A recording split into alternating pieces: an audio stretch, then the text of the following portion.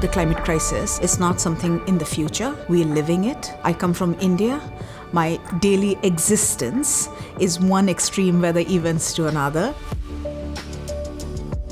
In the long term, there is this kind of evidence that we will be having so much of devastating effects, not only on vulnerable people, but people who are healthy today. Climate change undermines some of the largest global determinants of health.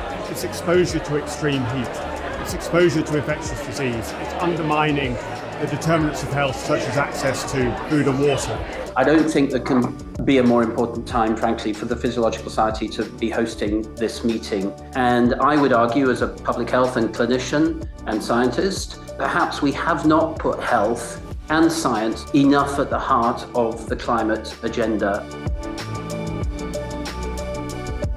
In the face of these significant challenges, the Physiological Society has assembled a first-class multidisciplinary group of individuals and organisations. It brings together top policymakers, clinicians that really care, and physiologists in particular that really understand the mechanisms which connect climate change to the way the body works. I'm really pleased to see so many researchers and policymakers gathered here today. It's really important to make those connections between climate and health. We have such a rare gathering here, a truly global mix of expertise and perspectives and lived experiences.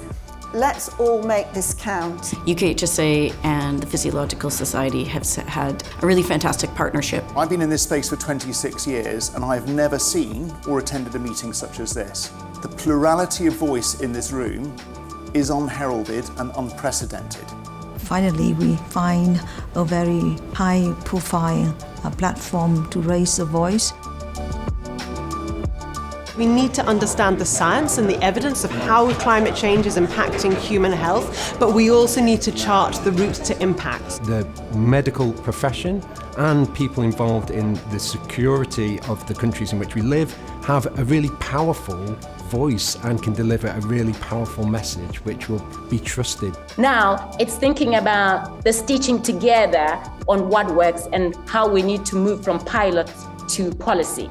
Inequalities further exacerbates the effects of climate change. Therefore, when we think of developing policies informed by evidence, it's important to look at it from specific context in order for it to be meaningful. While our contexts may differ, our shared goal remains the same.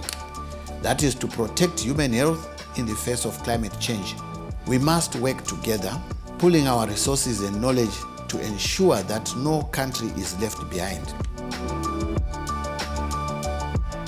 It's been a real pleasure to watch this summit bring together people from all around the globe to form new networks, new collaborations. We need interventions now. We need to act now. We need solutions now. What I witness here today, that gives me hope that societies can bring people together, they can bridge communities. I trust humanity.